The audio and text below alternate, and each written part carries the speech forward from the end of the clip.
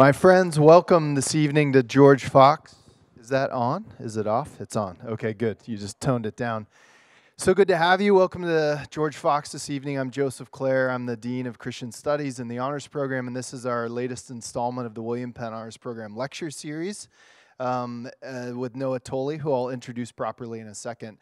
But just to say, our goal is to have a continuous stream of speakers and practitioners who help us reflect on how Christian truth connects and intersects with all areas of life, all areas of culture, all areas of modern society. And increasingly, as we live in divided political times, I think it's really important to have these places where we can reflect on how faith touches every area of our lives. And interacting with you is what I love most in these, so please feel free to have questions after the presentation.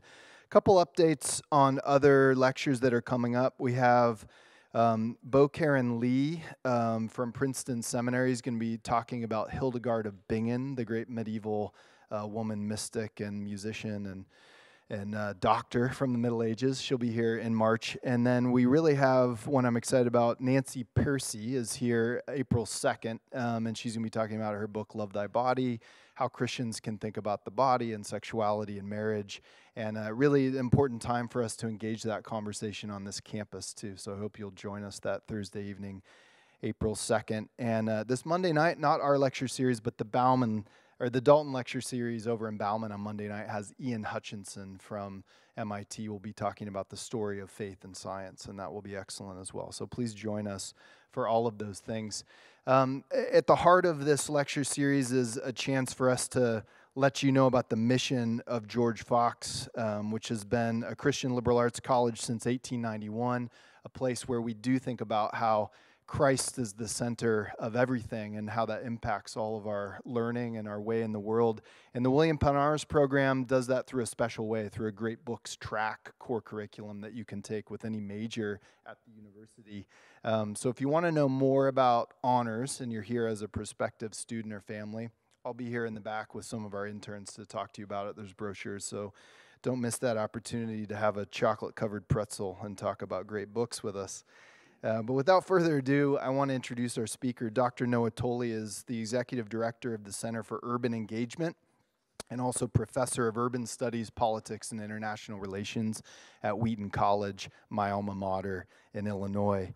He's the founding director of Wheaton's Equitas program in urban leadership, which is a really cool honors but non-honors program because they don't want to have honors programs at Wheaton, I guess. But through reading the great texts and having experiences together in Chicago, in the city, and around the world, they reflect on what it means to think about a thriving city and to be a leader in it as a Christian in the 21st century. And it's just a fantastic program. Learned a lot from Noah on that front. He's written many things, books and articles, but most recently, The Gardener's Dirty Hands, Environmental Politics and Christian Ethics, out with Oxford University last year, that we'll hear more about this evening. He's a senior fellow at the University of Chicago's Martin Marty Center. He's a visiting scholar and will be a visiting fellow next year at Duke Divinity School in Durham. Introducing these kinds of people, you just kind of get tired of all their accolades at some point, and you're just like, who cares? He's smart. We know it. So I'll just turn to say this, that a couple things. One is, I, growing up in an evangelical Christian context, didn't really clearly understand my own responsibility and connection to the environment. And I'm not totally sure why that was, but for many of us, if you grow up in a certain Christian context, there's almost like an antagonism between the spiritual and the material realm. It's like a dualism or something. Or maybe it's an antagonism to this world and this age and the next world that we're going to have after the apocalypse or something like that, when this world dissolves. And so there's almost this sense of, who cares? It's all going to burn anyways. And fortunately, by God's grace, I've learned more and actually started reading the Bible again and saw that creation is really important in the Bible and that Christians have a responsibility to care for it even as it connects to the new creation.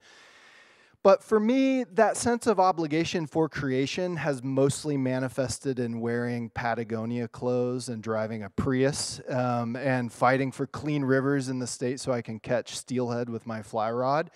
And Noah's work has helped me recognize that at the heart of our concern for creation is our love for neighbors, because the way we use or abuse the natural world has direct impact on the lives of others, especially the lives of those vulnerable and those on the margin. And it's that connection between beauty and justice that his work really nicely points out. It's great, too, how his work appeals to figures like Bonhoeffer and Greek tragedians like Aeschylus as a way of thinking about our moral choices in an age of environmental complexity. And more than that, Noah's work helps me see that we're living in an age of a false divide as Christians. There seems to be one camp that's concerned about the individual person and holiness and salvation, and then this other camp that says all they care about is changing the world and justice out there. But the heart of the gospel is that God's justice touches the individual soul as much as it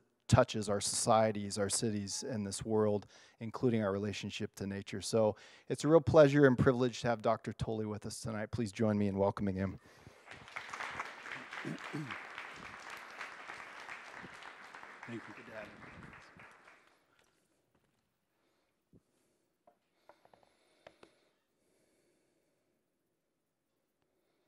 Well, good evening, and thank you, Joseph, for that kind introduction.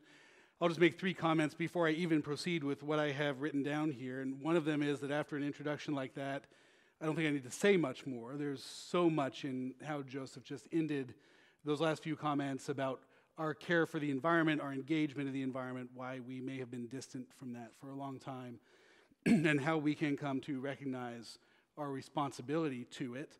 We could just skip to Q&A. My second point is that please do. He said to keep in mind good questions along the way and bring good questions at the end. Please do that. That's my favorite part of this whole thing. The rest of it is me hearing myself talk, at least for me. You've not heard me talk before, but I've heard this before. I want to hear your great questions and have some stimulating conversation at the end. And the third thing is that the best part is already behind us. Literally, the title, it's all downhill from there. The Gardener's Dirty Hands captures pretty well what we're up to tonight, and I'll explain a bit of how that works, and then hopefully we'll tee up a really good conversation. It's been a wonderful day, by the way, here in Newburgh, and I'm grateful for the hospitality that so many have shown, and for the chance to reconnect with old friends and the chance to learn from what George Fox is doing in so many important areas. I'm honored to be part of a lecture series with so many distinguished speakers, and I want to thank Joseph in particular for the invitation tonight. The conversations about this visit actually began at Wheaton when Dr. Clare was there giving an outstanding talk on Augustine and also putting on a terrific professional development seminar for faculty involved in our general education program.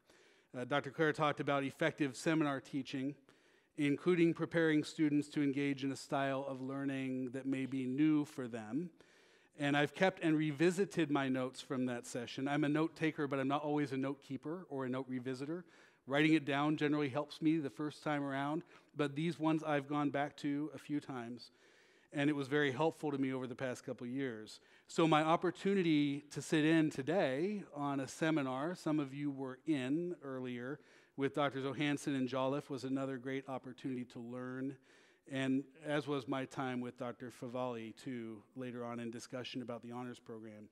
And the students who showed up for a lunch roundtable today gave me a chance, with their terrific questions, to see the impact that the honors program has directly, and I really appreciated that.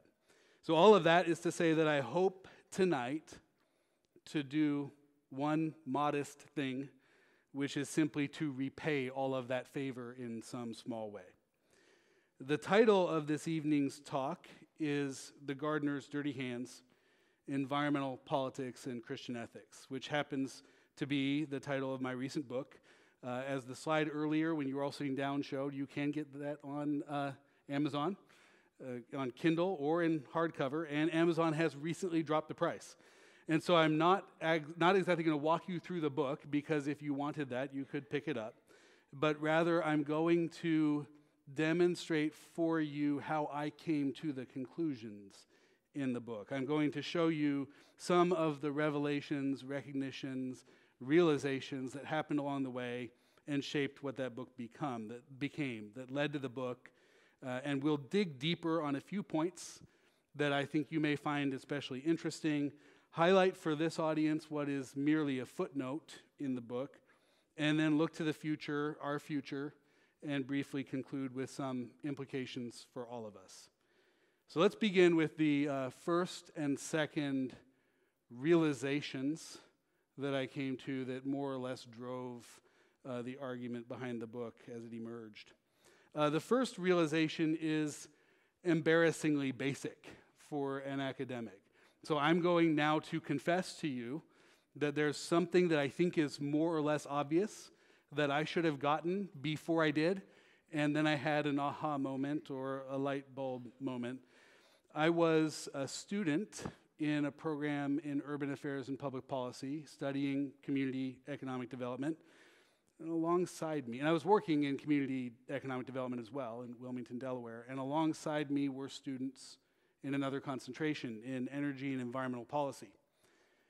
And I looked over at that other concentration and wondered what it was doing in a program in urban affairs and public policy. Why do we have an energy and environmental policy concentration here? I understood fully why we had a community economic development program, but why energy and environment?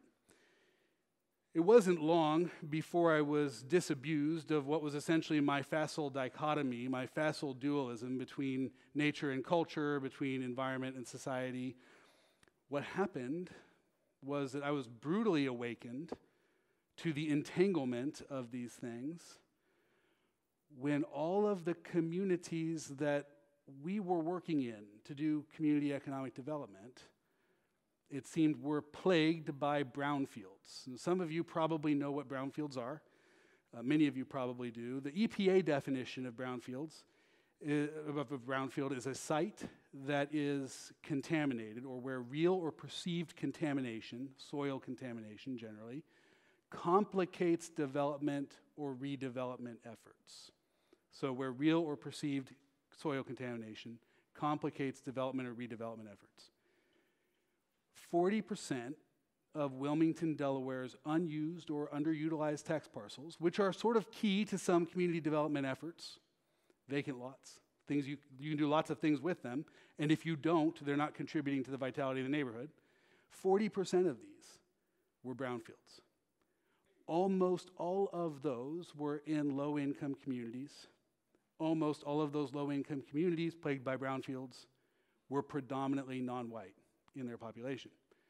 So all of the places where we were trying to do community economic development work were facing this environmental challenge. So there I was sitting wondering what environment and energy had to do with urban affairs and public policy, while the communities we were working in weren't wondering that at all. They were wondering why their fate was somehow determined by environmental history that had nothing to do with them, but everything to do with the past shipyards, tanneries, chemical plants that had populated and pocked those neighborhoods in the past. They knew well what it took me a long time to conclude. And so I was quickly disabused of this very basic and very wrong dichotomy. Many others have done a wonderful job of exploring this, none better than the environmental historian William Cronin. So I recommend to you all of his books, including Nature's Metropolis, Chicago and the Great West, which is perhaps the greatest environmental history ever written, and one that not only does the work of disabusing us of this nature, culture, environment, society dichotomy, but also the urban-rural piece, too. And more, I think we need to add that to this mix. Shortly after that, I decided to go into work right at this intersection, working on environmental justice issues specifically in cities. And a few years later, I ended up interviewing for the job I currently hold, had a different shape, but the job I currently hold at Wheaton College in 2006. I gave, after a long class session, they made me actually teach a 3.5-hour class during my interview. At the end of this class session, I gave a talk on Wilmington's proposed zero brownfields future. Policymakers, activists and others in Wilmington had gotten together, thought long and hard about this problem that I just spoke about, and they came up with at least a name for an initiative and some of the basic contours of it. We're going to address all of the brownfields in Wilmington. We want a zero brownfields future. So I concluded on this note after speaking about environmental justice issues in the city during this interview. We took some questions, the kinds of really great questions I hope you have later. And at the end, when we thought we were done with the questions, I was just about to turn and walk away from the front when one more hand went up in the back. It was a member of the search committee, which was actually incredibly daunting. And it was this economist who was participating in the discussions all day, really had been interesting interlocutor. And he said, I have a question for you. Why would you want to remediate all of the brownfields? And I gave him this really perplexed look. I'm not very good at hiding how I feel about things. I don't have a great poker face. It's something I always want to get better at. So I gave him this obviously perplexed look. And then I said, what do you mean? Can you explain your question? And he said, well, some of the brownfields will be really cheap. They'll be easy to remediate. They're inexpensive. You should remediate those. But some of them will be really expensive. They'll be costly to remediate. It may not be the most efficient use of those funds to put them to use remediating those costly brownfields. That money could be used for nutrition, public health, education, a lot of other things that are good for those neighborhoods. And note, by the way, that he wasn't saying that money could be put to use for trivial things. That money could be put to use for someone else's luxuries. He was saying that money could be put to use for other things that are really good for that neighborhood. Now, I think I was a little bit threatened by the question. Maybe it was the moment, but I think it was also the question. And my initial response was this. I said, if I'm a policymaker, I'm not going to walk into one neighborhood and say, good news, we're remediating your brownfields. Your kids don't have to play near the polluted sites anymore. And we're going to build affordable housing on these sites. And walk into the other neighborhood and say, I'm sorry, we're not remediating your brownfields. We're giving you a couple extra bucks for education, but your kids still have to play near these polluted sites. That's what I said. And you can probably tell there that, A, that's an appeal to equity. Right? He was appealing to efficiency. I was appealing to equity. But also it was super self-centered. I was speaking as a policymaker who didn't want to deal with the tension. My immediate response was, how would I do that if I were an elected official or an appointed official who didn't want to deal with the discrepancy between those two neighborhoods? But more importantly, the question and the answer both highlighted the fact that there were no self-justifying options in the conversation.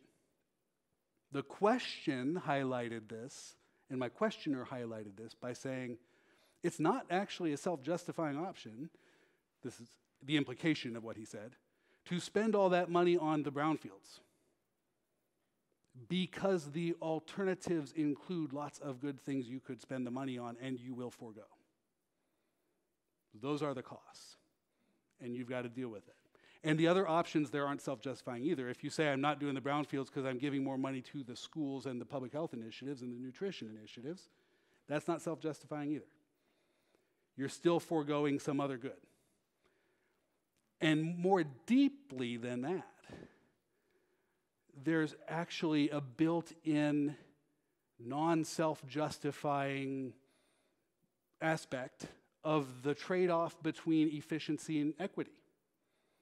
That is, we can't have both of them, right? If we go with his option, we can balance them, but you're still giving up something. If we go with his option, we get efficiency and we give up equity. And if we go with my option, we get equity and we give up efficiency. So even in the conversation about which principles will drive the decision, this trade-off is pretty clear.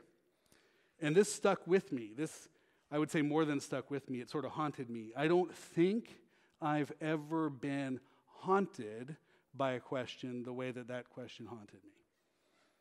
And I think there are lots of reasons for that. I think, number one, all of us resist the notion that there's no self-justifying option. We're inclined to resist that. And I'm no different. I'm inclined to resist it. But also, it fights against every way of dealing with environmental ethics, environmental politics that I knew. And I had a pretty sophisticated toolkit for dealing with these things. But in some ways, it was sophisticated and sort of blind to this problem. And so it became part of my teaching agenda. I would put questions to students in my course about Chicago or my course on environmental politics having to do with energy, specifically. I'd say, well, do you know where our energy comes from around here? And in some ways, yes, that's a problematic question. It all goes in the grid, and it all comes from all the places, right? But in some ways, that's not totally accurate because there's enough loss on the line and there's enough loss between the place of generation and the place of consumption that you're really consuming more of the energy that's produced near you. So I said, where are we producing energy nearby? How do we do it? And they'd do some exploration. They'd find out that nearby in Illinois, we produce a lot of nuclear energy. We produce a lot of coal-fired energy, coal-generated energy. I said, good. Where are those coal-fired power plants, the nearest ones? And they would do some research, and they'd find out that there were two nearby. Both of them in Chicago, both in low-income neighborhoods on the west side of the city, operating for 80 and 100 years respectively, in neighborhoods that, because of ethnic transition over time, had been low income for a very long time, but had become neighborhoods populated almost exclusively by people of color. And I'd say, okay, so good. So what do we get from that? What do we get from that here in Wheaton? And the answer was easy. This was super easy. We get cheap electricity, right? That's the easy answer. We shovel coal in, we get cheap electricity here in Wheaton. Good. What do they get there? In the neighborhoods where these plants are operating? Jobs? Nope. Actually, by some records, no one employed at either of those sites was ever from the neighborhoods in which those plants operated. Do they get cheap electricity? Sure, but they don't consume it like we do in the western suburbs. They get asthma. They die early deaths. A Harvard study showed that over time, hundreds and hundreds of people had died prematurely because of these two power plants. Thousands of pulmonary disease cases because of these two power plants. And that was not shared equitably. That's not something that we also got in Wheaton. We didn't get that. We got the cheap electricity and we kept the asthma at bay. They didn't get much cheap electricity, they didn't get any jobs, and they got a lot of asthma. And I said, okay, what do we do with our electricity? Well, we refrigerate medicine. That's really good. Refrigerating medicine is a huge advance over when we could not refrigerate medicine. We have classes at night and before the sun comes up in the morning. That's really good. In all parts of the world, for a long time, one of the main ways people have improved their lots is actually by studying when the sun is down, because they're working when the sun is up. That's good. We get to see far off stars and planets in our powered telescope and learn about these amazing things God has made. Okay, that's good. We run our Jumbotron for the football games. I played football, so nothing against football, but we do that with the power. And we light our Mastodon, which is our unofficial mascot, 24 hours a day, 7 days a week, 365 days a year. Those are the things that we do with our electricity. Some of them are really good. Some of them are sort of trivial or luxurious. That's what we do with our cheap electricity. So I had students discuss what would we do about this? And initially they wanted to trot out answers that would get us past these trade-offs. They wanted us to come to conclusions that there were interventions that would involve no costs, no meaningful costs. And we couldn't find any. I'm a big fan of investing in renewable energy. We landed on that. But that has costs. And the investments there, especially over the past half century in research and development, actually are investments you could have put elsewhere, like my economist friend pointed out. Could have done a lot of things with that money. There are things we've foregone in order to come to those options. And we need to remind ourselves of that. There are no self-justifying options. Most of us experience this, we feel it, as if we can't do anything right. Our typical responses to that are anxiety, denial, paralysis, nihilism, and moral skepticism. So we get anxious because we can't find the one right answer, or we can't find the answer that involves no trade-off, no cost. We are in denial because we just don't like that. We say, it's not really like that. That's not how the world is. Those are not what my options are. I'm in denial about that. That would be like me giving the equity answer and then saying game over. I called equity on you, and that's the trump card. There's no cost to that. But it's not true. Paralysis, facing these things and saying, I'm just paralyzed by the fact that all these things have costs. I'm paralyzed by the trade-offs, by the recognition. Nihilism, it's meaningless then. If I can't find the one right answer that's self-justifying and gets me off the hook, it means nothing. Life means nothing. Or moral skepticism, then we can't possibly know. You're telling me we can't possibly know. Those are the typical reactions we have to this sense that we can't do anything right when it comes to environmental politics.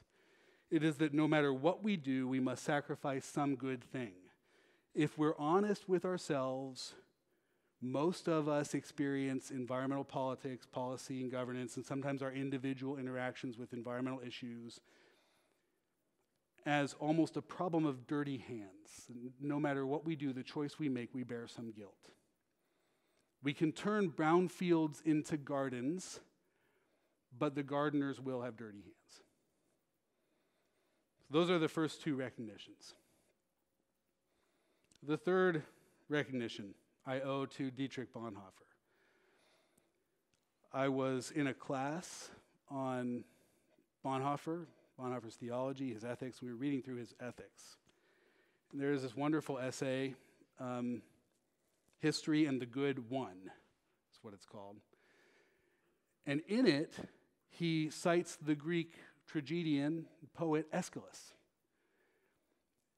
He cites something that Orestes, the main character in Aeschylus' trilogy, the Oresteia, says in the second book of that trilogy, the Libation Bearers. For those of you who know the Libation Bearers and its story, Orestes comes home, finds out that his mother has killed his father, which is a problem.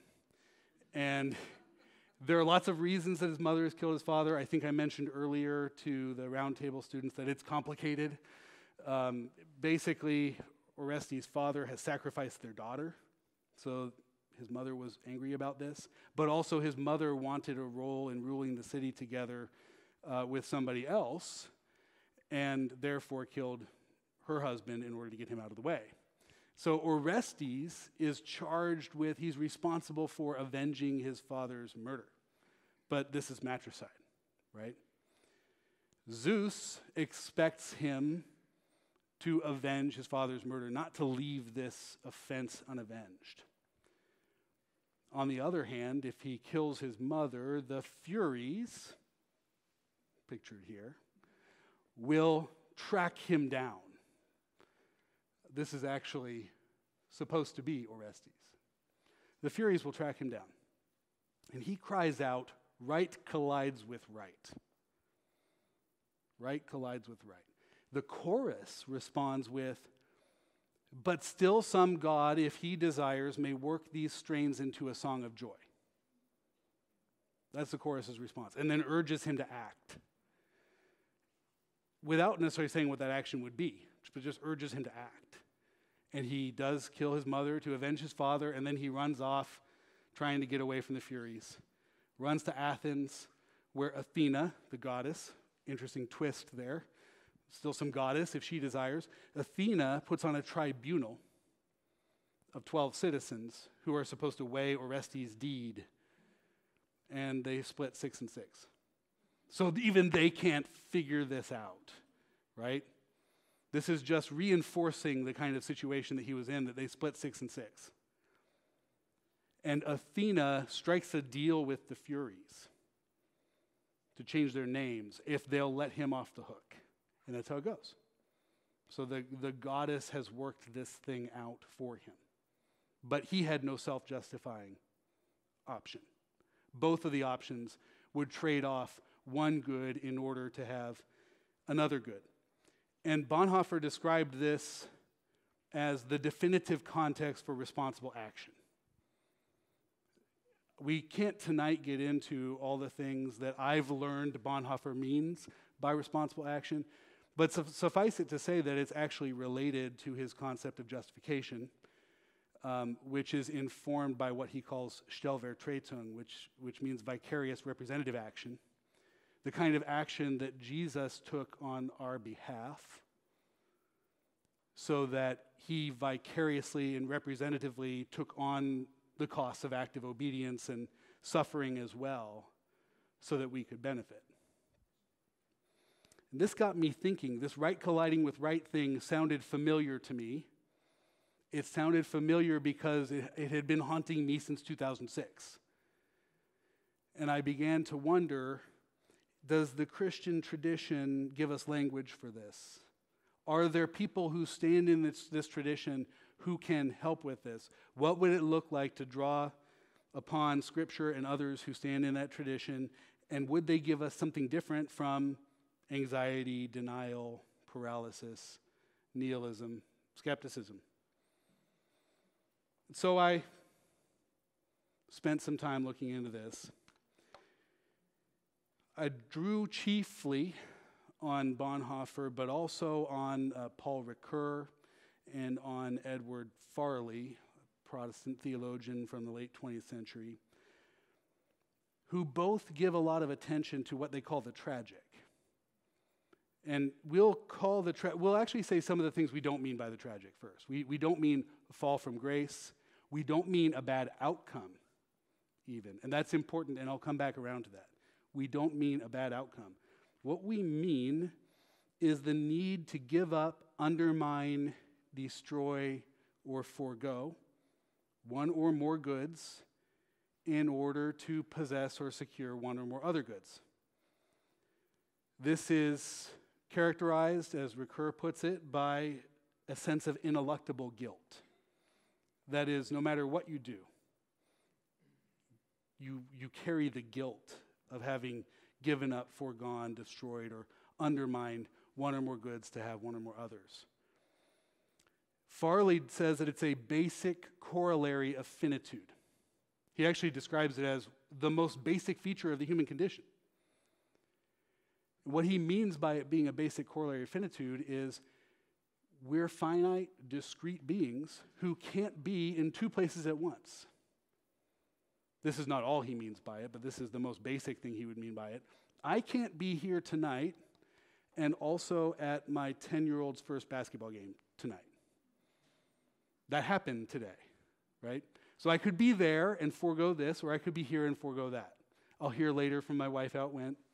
I don't know what the story was, but I hope Rose scored a few baskets and felt like she was improving as a player. But I didn't get to see it. There are things that because of our finitude we can't do because we can only do one of those things in one given place at one given time. So it's a basic corollary of finitude. And we can respond to the tragic in ways that Farley describes as subjugating or liberating, which is we respond to it by pushing its costs onto others so that we can benefit. That's subjugating. Or we respond to it by bearing costs so that others can benefit.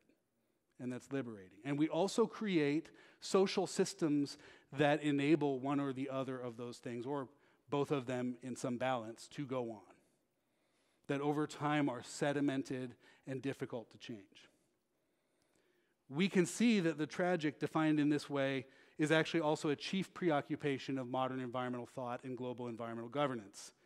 I'd actually argue that it is the chief preoccupation of modern environmental thought and global environmental governance, but we don't have time to make the argument that it's the tonight. So we'll just make the argument that it's a, or I'll show you how I make it. I think that it's symbolized in scarcity, tragedy, and risk. Scarcity, tragedy, and risk are three main symbols, three main concepts in modern environmental thought and global environmental governance. Scarcity is of two sorts, relative or absolute. Relative scarcity is the relatively high number of ends we have, or goals we have, things we want to do, compared to the means that we have to do those things. Absolute scarcity is, I'm going to run out of that thing someday. Right? Someday we will run out of that resource, or we'll run out of that space to put our trash, or whatever it is. You can see there that that involves some trade-offs, especially relative scarcity, which the economists have cornered the market on, has actually captured scarcity really well. Trade-offs really well, the tragic really well, right? You can't necessarily accomplish all your ends with your limited means. Tragedy, like the tragedy of the commons, is in some ways about just a bad outcome. That's the shallow tragedy of the commons. But the tragedy of the commons is also about a deeper sort of tragedy. Original articles about the tragedy of the commons, like Garrett Hardin's 1968 article on the topic, which was the seminal article on the topic, actually talked about the inexorable decline of the commons unless we put fetters on people's freedom. And so there you see the tragic nature of the tragedy of the commons, right? There you see that we can either have the freedom or we can have the environmental integrity, but we can't have them both. Pick your good. Give up the other to some extent. And risk is a measure of how likely it is that we'll actually have a bad outcome based on the steps that we'll take. Who is likely to suffer it, whether the actual bad outcome is really likely to happen often, high frequency, or low frequency, or whether it's high stakes, whether it's actually massively destructive or only a little bit destructive, whether it's destructive over time or destructive all at once, cataclysmically. But risk is about how we deal with the fact that we're going to get one good thing if we do this, but we may have this bad thing come back and bite us in the end. All those things belong to the tragic, and they belong to modern environmental thought and global environmental governance. I looked at biblical sources. I think the story of creation attests to the goodness of the tragic, as a matter of fact, the goodness of finitude at least. God created a finite creation, finite people in it. They couldn't do every good thing at once, and he over and over said this is good as he created this finite creation. Same world that God said was good overflows with good things. The cup runs over, right? I don't know about you, but when my cup runs over, I don't get that stuff. When my cup runs over, the stuff that spills around, I don't get to consume. It's something given up. It's this superabundance that I can't possibly even capture. Jesus did not do all the good things that he could have done. And I don't think that this aspect of our creation is one that we ought to expect goes away in the new creation. It's a picture of communion for a reason. If you stand in much of the Protestant tradition, not all of it, but much of it, you stand in a tradition that rejected certain ways of thinking about communion, specifically transubstantiation, that the bread and wine become the body and the blood. And consubstantiation, that the bread and the wine are present really in, with, and under the body and the blood are present in, with, and under the bread and the wine. Rejected that on account of the fact that Jesus is really raised bodily in something that looks like this-ish, not a sport coat, but like one of our bodies, and that he can't be really raised and present, seated at the right hand of the Father, and also right here in my hand. And what those reformers thought they were doing was affirming God's good creation. And what they were also doing was saying that this part of the good creation lasts into the new creation, lasts past resurrection. All of a sudden you get resurrected doesn't mean you're going to be in two places at once. It means that this aspect of finitude sticks with us. Now I want to look toward the future, our future. A few comments on the Anthropocene before closing up with some implications for how we live. The Anthropocene, as most of you probably know, is the geological epoch that we're just entering and naming now.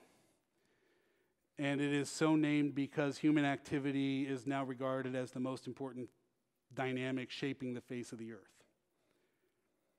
Geologists have been debating for a long time when we should actually agree that this is a new geological epoch. They recently agreed that it is. Then they had to decide when it would start, when they would drive what they call a golden spike in history that marks the beginning of the Anthropocene. They chose the first nuclear tests in the New Mexico desert. They had a lot of options, but they chose the first. They had the Columbian Exchange as an option, so when two hemispheres started exchanging all sorts of diseases and plants and animals, they had climate change as an option, but they chose nuclear testing as the moment after which we know that the human fingerprint is an indelible fingerprint on the face of the earth. There have been lots of responses to this. It makes a lot of people anxious. A lot of people want to go back to some pristine environment. I don't think that's possible. There's been a debate about the good Anthropocene or the bad Anthropocene. What would a bad future be like? Can we make a good one? If we're going to make it, can we make a good future? I don't think those are the right conversations. In fact, I don't think it's right to talk about the good Anthropocene if we mean self-justifying Anthropocene at all. In fact, I'd describe that as an impossibility theorem. It's a bit like Dietrich Bonhoeffer's ethics begins with the assumption that Christian ethics is not about being good because he doesn't think people can be. Right? I don't think that the ethics of the Anthropocene is about being good if what we mean is justifying oneself, justifying the one Anthropocene we end up with. But what we will have inevitably is the tragic Anthropocene. Paul Tillich describes the tragic as the need to forego certain ways of organizing our lives in favor of other ways, certain possible lives in favor of other ways. And that is what the Anthropocene will necessarily involve. There's an incredibly large number, I'm tempted to say infinite, but it all depends on how detailed we get in parsing the possibilities, of bad ways to shape the future of the planet. And there's also a plurality of potentially legitimate, even if not self-justifying, ways to shape the future of the planet. We will only live in one of those worlds.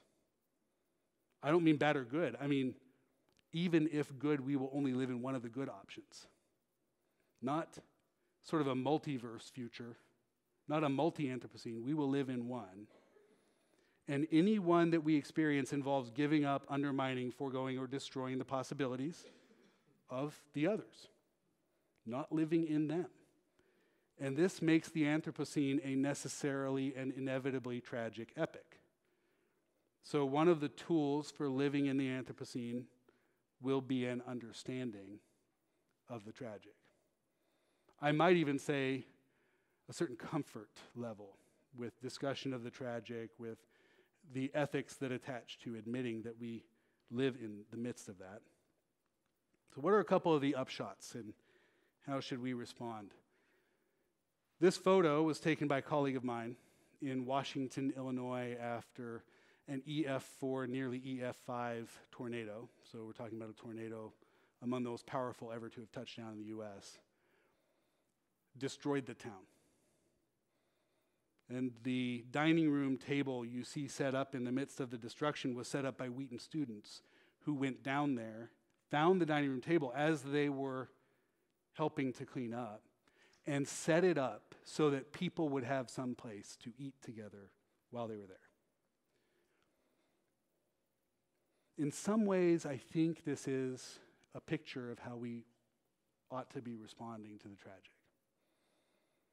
I'll give you 4 points. I think it's 4 points I've written here that help us get there. When we face the tragic, we can be free from denial, paralysis, nihilism, and skepticism, and free to act despite the fact that we cannot justify ourselves, despite the fact that there is no self-justifying choice available to us, because still some God, if he desired, had worked these strains into a song of joy, which is to say, someone else has done the justifying work for us.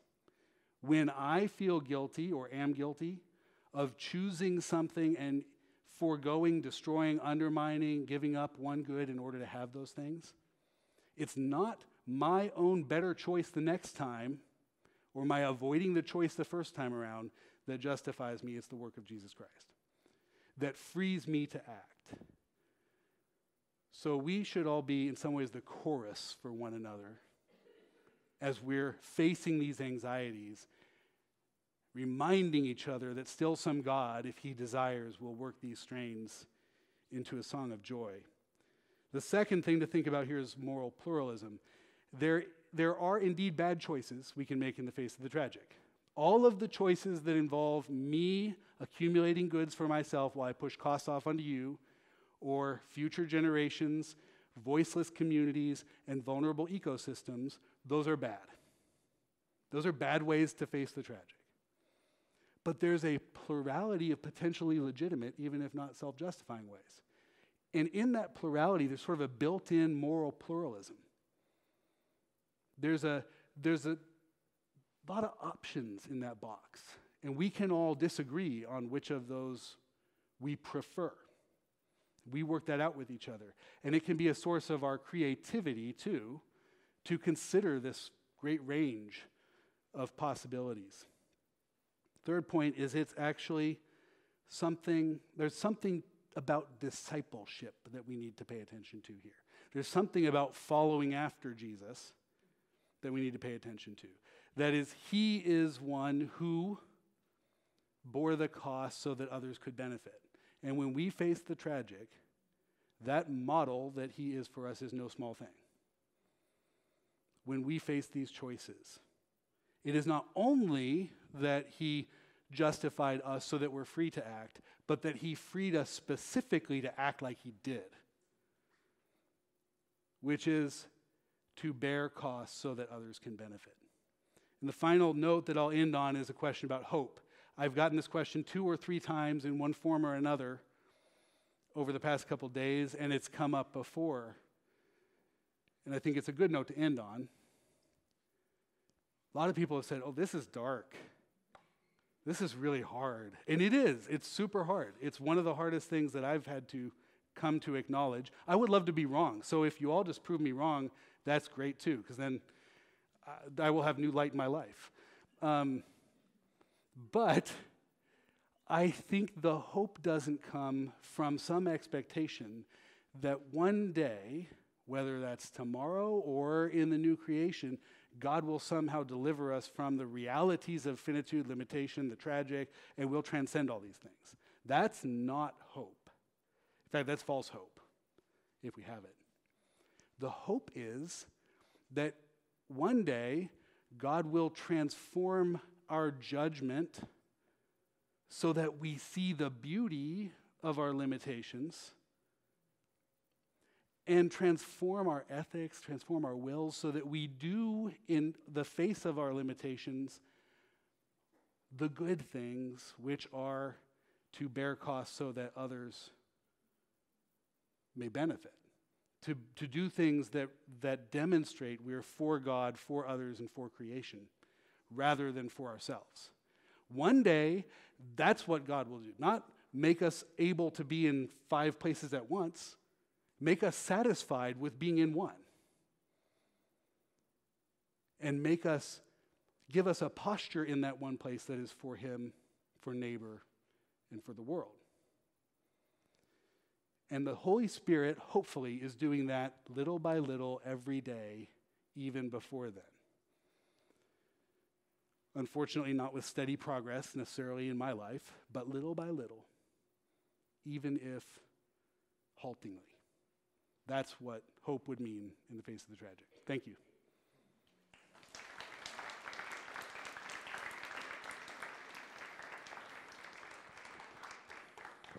Yeah. Okay, well, as promised, it's Q&A time, and I hope you're ready. We like to give the first question to an undergrad or a high school student if you're present with us, so don't be shy. I see one there. We'll give you a mic from Claire so we can capture it.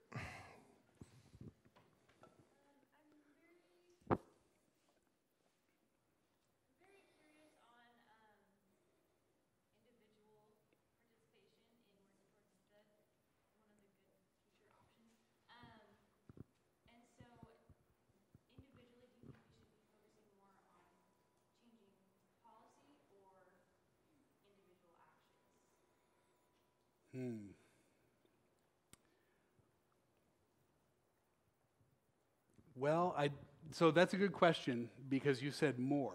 Should we be focusing more? So you're not posing that question as a dichotomy. It's not one or the other. So normally I would respond and say it can be both, but you asked me which should be more. I do think that in some ways depends on our position and role in life, the networks that we have, the calling that God has given us. Some people are not able to focus on policy change. Some people don't have that option. They may actually be part of some actually marginalized, voiceless community.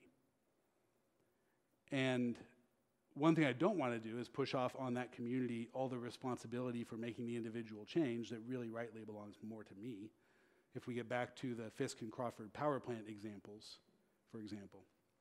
But when they're considering that, when they're thinking about policy change, the answer often comes back, we don't have a voice in that. And so maybe the answer is individual change, neighborhood change, community change.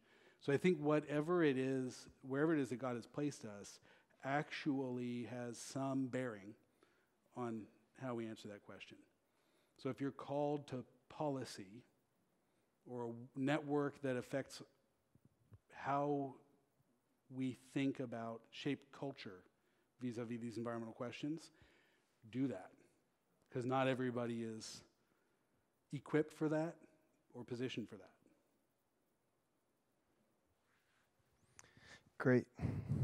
Who else? Maybe I'll interject one while we're waiting.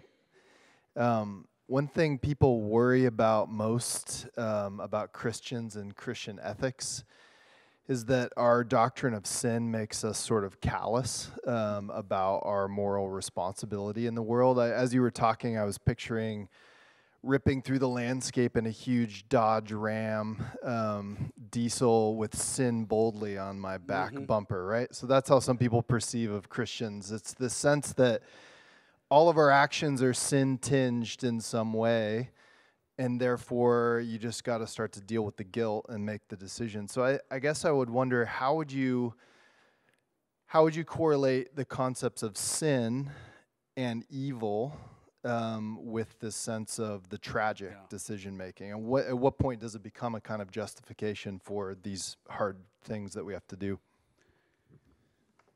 Great question. I think I've seen that truck before. Actually, I didn't know it was yours. So excuse me for the, funny look I gave you as I drove by. I think the concepts of sin and evil are really important here. The concept of idolatry can do a lot of work too. I actually had a whole section on that somehow, I know why it didn't make it in. I haven't picked it back up again. sin and evil, I think, have to do with how we respond to the tragic. They're not characteristics of the tragic. There are other ways to think about the tragic, most of them we're more familiar with, where sin and evil would have more to do with the tragic itself. But as I'm describing it, where we need to give up, undermine, destroy, or forego one or more goods to possess or secure one or more others, and this is a basic aspect of our finitude, and I couldn't be with Rose tonight for her basketball game. The questions of sin and evil come in when it has to do with how I respond to that. And when I submit to or indulge in the subjugating impulse of pushing costs off onto future generations, voiceless communities, and vulnerable ecosystems so I can have benefits, that's evil. That's sinful. And when I respond to the tragic in such a way that I bear costs so that others may benefit, that's good. We can't always see the evil thing we're about to do, right? Or the fact that the thing we're about to do actually is subjugating. And there are a lot of good questions to explore and push on in that area. And that has to do with social systems that we use to try to overcome some of the costs of the tragic, but eventually have built in some costs, usually for others. And then what do we do and how do we invest in revising those social systems? Is a question we should ask. Yeah, we'll go over there. Claire, can you? Oh, you have a question. How about Richard, and then you can go for it, Claire.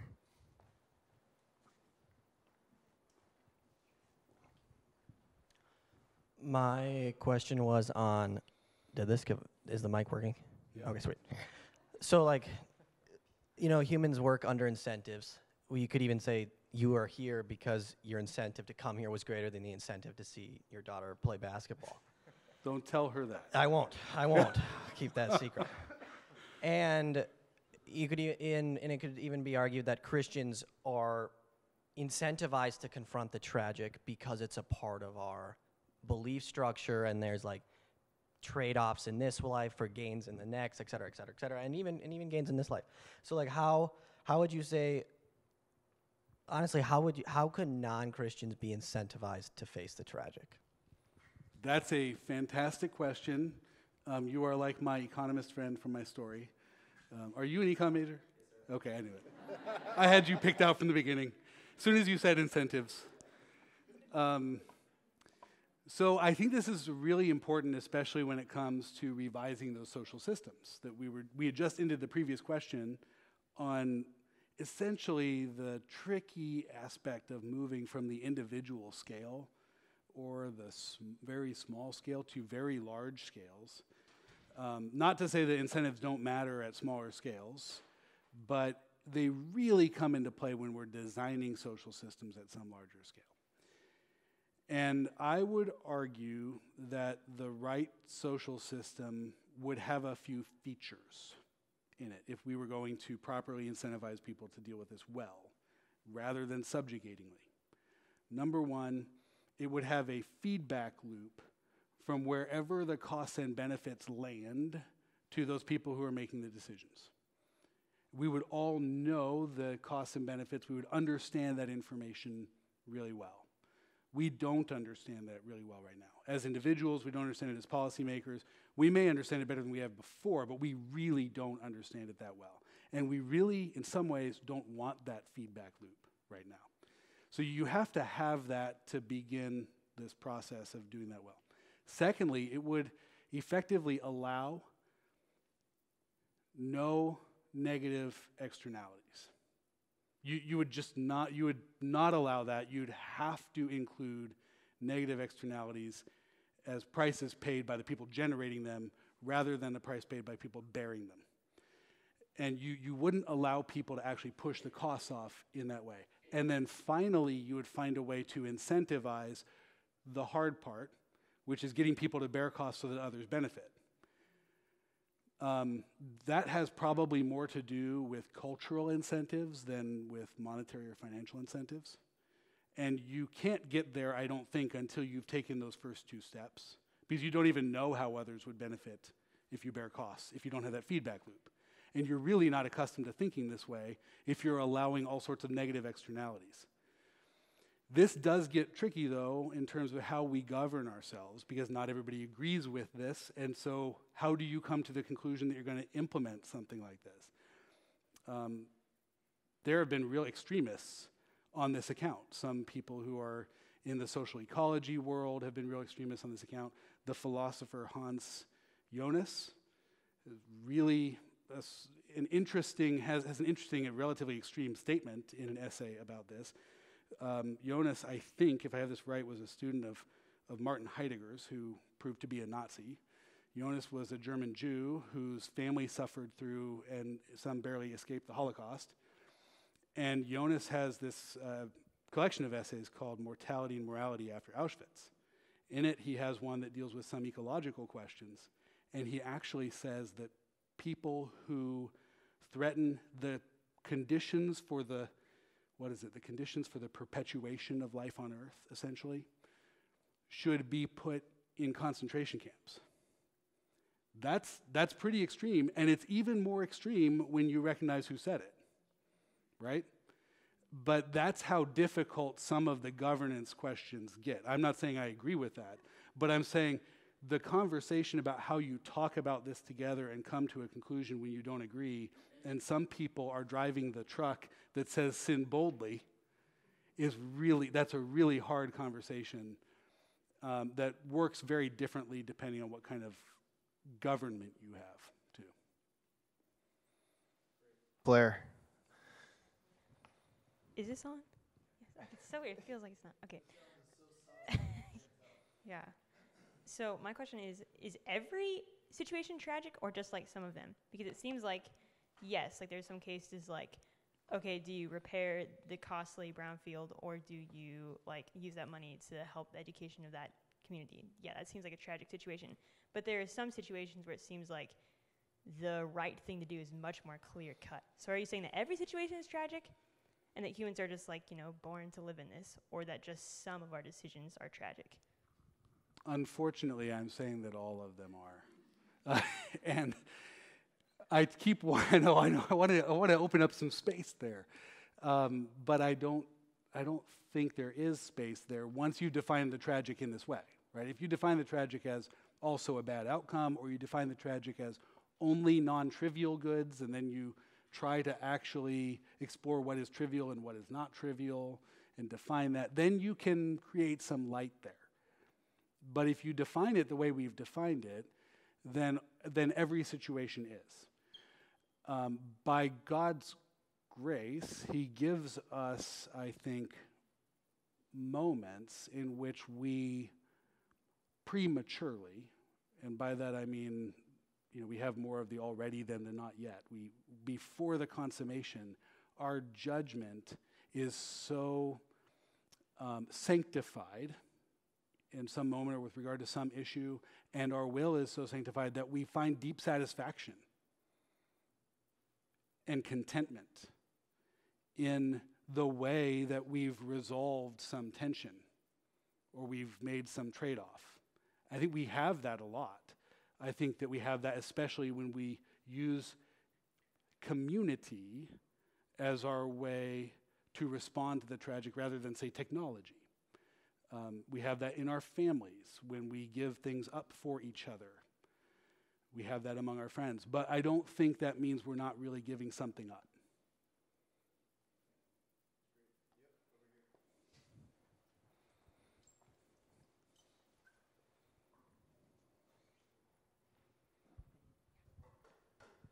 You gave a couple examples of tragedies like repairing the brownfields versus using that money for other things, or replacing the power plants with renewable energy instead of using that money for helping efforts that help the community directly.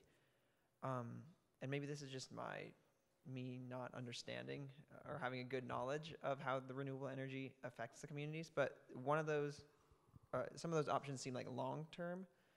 benefits. So like the fixing the brownfields or adding the renewable energy seem like long-term benefits that eliminate the tragedy for future generations, while the short-term options, like giving to the community directly, seem to kick the can down the road. Is there a way that the short-term efforts can eliminate the tragedy for future generations? I wouldn't say eliminate. I mean, what we can do is we can do some work on these subjugating systems, and what they can do is not eliminate tragedy, but they can reduce subjugation. They can reduce the ways in which our social systems promote, incentivize, enable a subjugating impulse, or allow some hidden subjugation to just go on. But I don't think they eliminate or reduce the reality of the tragic. And I'll add another piece that may not be getting at what you're talking about, although it might, given the example you went to with the power plants and the renewable energy.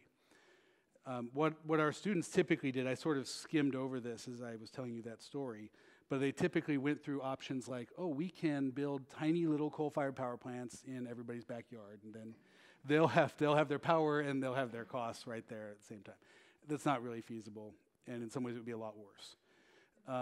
Because when we build the tiny ones, they actually perform worse in this way. So it'd be like all of us being over smoky cook stoves, which in some parts of the world are an awful scourge, especially for people who are cooking in the home. Right? So we don't want to do that. And then they'd say, okay, so we'll do renewable energy, and that comes with some costs, especially in R&D, right? But then what we talked about is, not here, but there in class, what finally happened with those power plants. So what finally happened was they were finally shut down. They were shut down because of decades of activism on the part of El Vejo, Little Village Environmental Justice Organization. Also, the contributions of 2 Northwestern University law school students who gave their services pro bono to the community to come alongside them. Also, a new alderman was elected. So it needed all these things from the grassroots all the way up to the mayor's office and the C-suite and elite universities. Don't let anybody tell you social change only happens one way. Usually it takes all these things at once. And then it changed and the power plants were shut down because of real legislation and also some threatened legislation that didn't happen but was enough to shut them down. But when they shut down, hundreds of people lost their jobs. Many of them were too old to go on and get another job. Many of them remained unemployed. And it happened right before the Great Recession. And we know what impacts psychologically, emotionally on a person and their family long-term unemployment has, even to the point, and I'm not saying this happened with people who were affiliated with those 2 power plants, I don't know, but even to the point where some people take their lives because of the pressure of it. And so even when we say that the power plants were shut down, and even if there's some good to celebrate that came with it, there's a dramatic cost that most of us don't hear about. Question that I want to throw your way. On Sunday evenings, I take out the trash, and I've noticed this feeling. When I walk down our long driveway on one Sunday, I only have the garbage, and I just think the whole time what a horrible person I am about how much garbage I put out. It's so heavy to carry this thing down our driveway. But then the next Sunday, I have the recycling and the garbage, and I think, man, I'm not such a bad person. And whatever's bad about this one trash can, I'm making up for with this recycling. And it just, as you were talking about, we live in a world with scarcity, with mortality, with these important trade-offs that we do.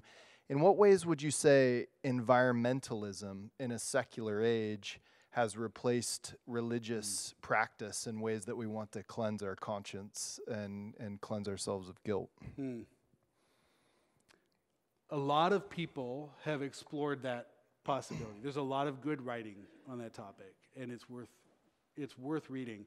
I think for many people, the practices associated with environmentalism have replaced some of the practices that we normally associate with religions like Christianity or Islam or Buddhism or Hinduism, any of the great world religions, Judaism.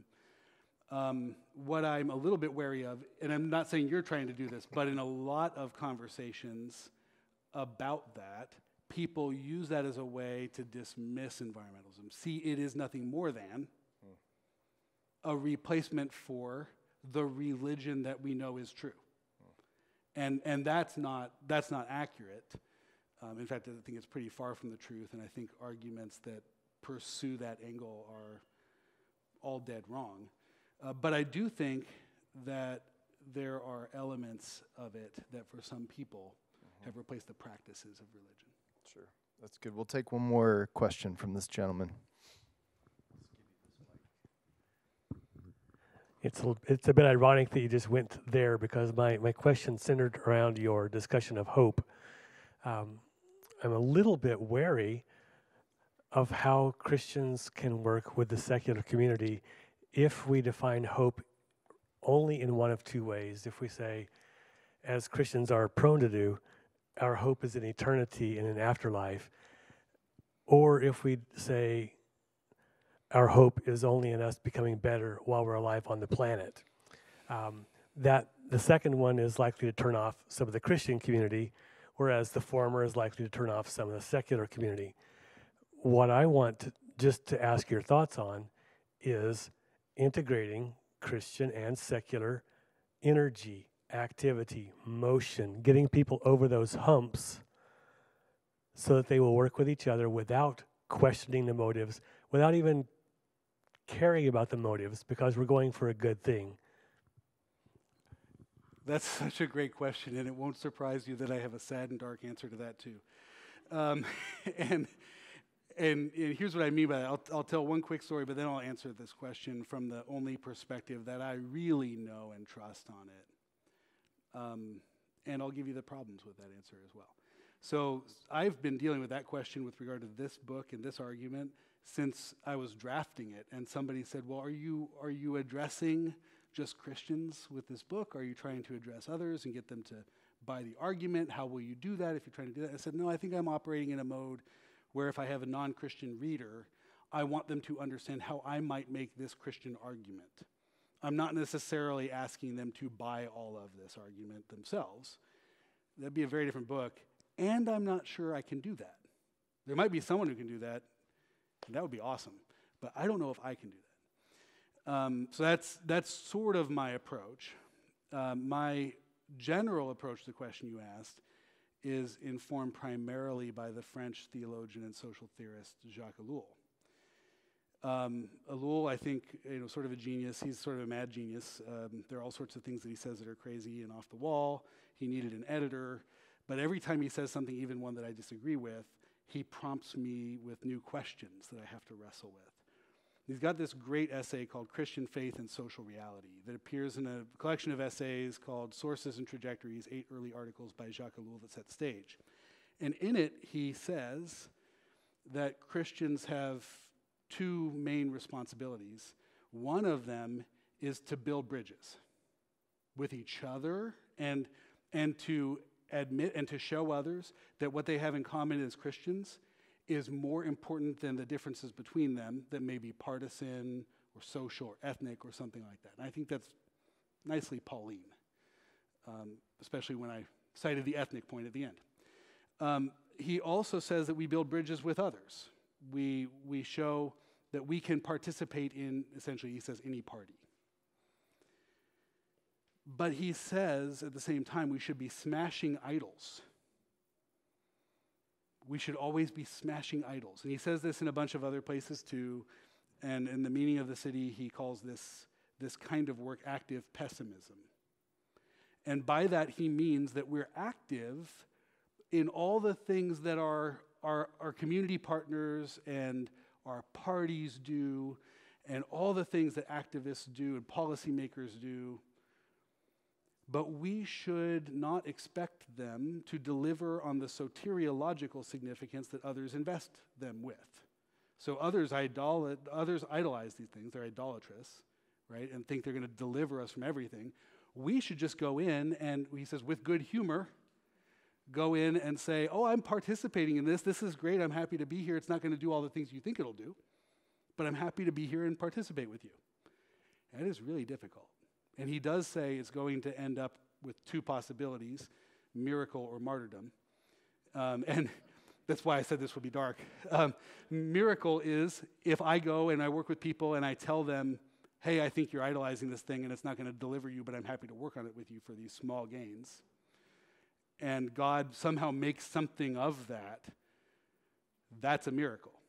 Martyrdom is I say those things and I get kicked out. And nobody wants to play with me anymore. And it could be worse than that. That's why he calls it martyrdom.